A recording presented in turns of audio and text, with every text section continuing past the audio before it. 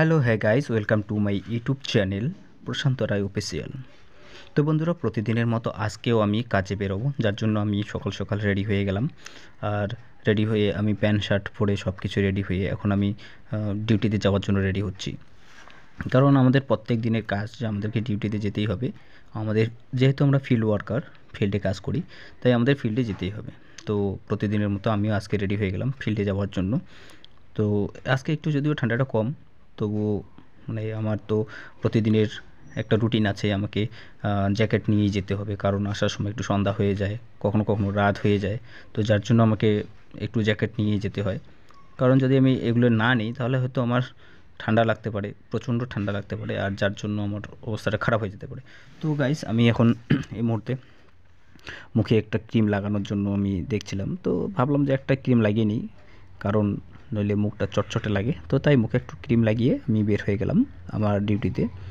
তো শীতের সময় আপনারা তো বুঝতেই পারছেন যে শীতের সময় মুখে একটু ক্রিম ক্রিম একটু লাগানো দরকার, কারণ ক্রিম না হলে পরে মুখটা চটচটে লেগে যায়। তার জন্য আমি মুখে একটু ক্রিম মেখে রেডি হয়ে গেলাম। তো এখন আমি বেরোবো।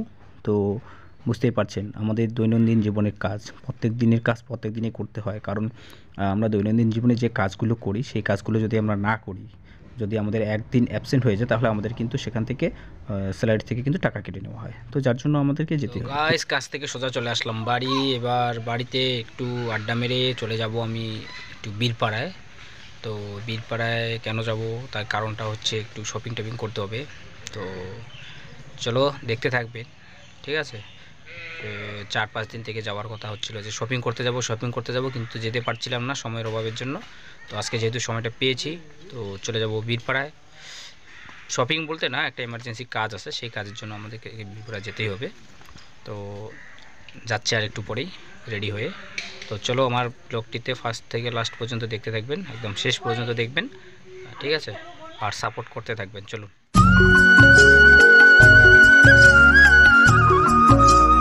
বীরপাড়া যাব বলে এদিকে রেডি হয়ে গেছে অলরেডি, ঠিক আছে।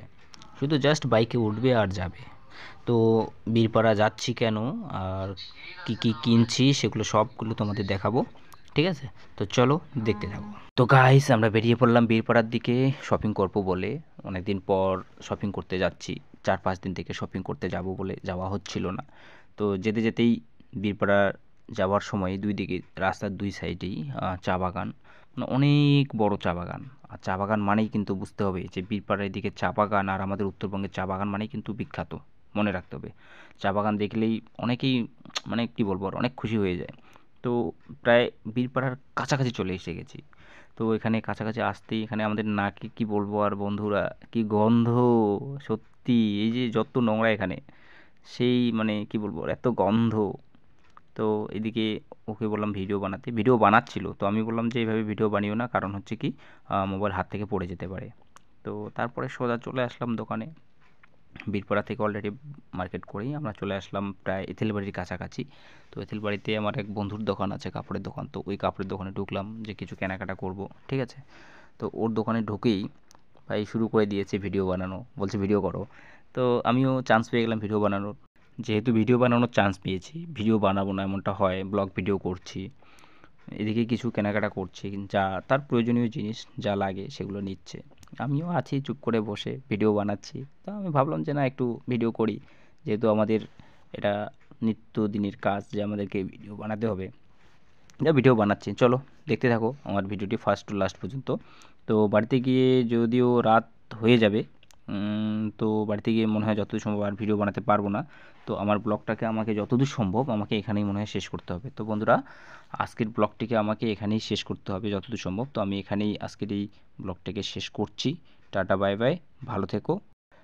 তো হ্যাঁ বন্ধুরা, অবশ্যই কিন্তু আপনারা আমার ভিডিওটি দেখার পর কেমন লাগলো লাইক কমেন্ট শেয়ার অবশ্যই কিন্তু করবেন। আর বন্ধুরা, যদি ভালো লাগে তাহলে কিন্তু অবশ্যই কমেন্টে করে জানাবেন। আর যারা নতুন আছেন অবশ্যই কিন্তু সাবস্ক্রাইব করবেন আমার চ্যানেলটিকে। Tata, by.